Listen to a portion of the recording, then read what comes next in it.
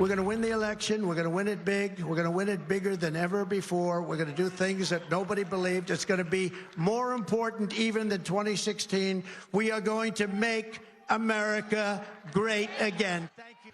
Former President Trump is shifting his focus from the primary contest to the general election today, with remarks at the Conservative Political Action Conference known as CPAC in National Harbor, Maryland.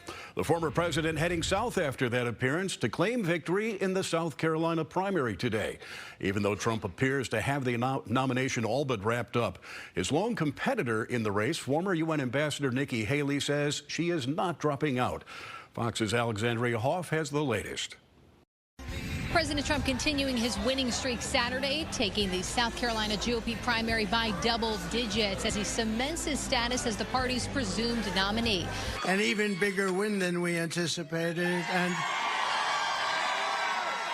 I was just informed that we got double the number of votes that has ever been received in the great state of South Carolina. So that's pretty good. Trump's team is already looking ahead to the general election and believes that he could have enough delegates to wrap up the nomination in just a little over 2 weeks. Meanwhile, the Haley campaign looking for a path forward after a stinging defeat in her home state.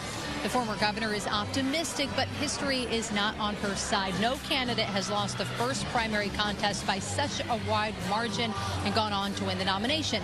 Haley staying confident despite the odds. There are huge numbers of voters in our Republican primaries who are saying they want an alternative.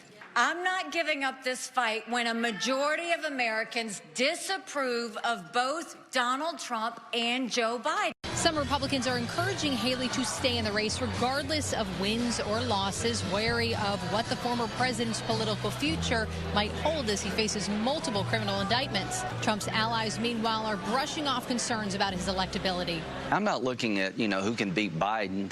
I think Trump can for sure. I'm looking at who can turn the world around, and I think that's Trump better than anybody. Haley has vowed to stay in this race through at least Super Tuesday. That is March 5th. It's when voters in more than a dozen states go to the polls. In Columbia, South Carolina, Alexandria Hoff, Fox 32 Chicago.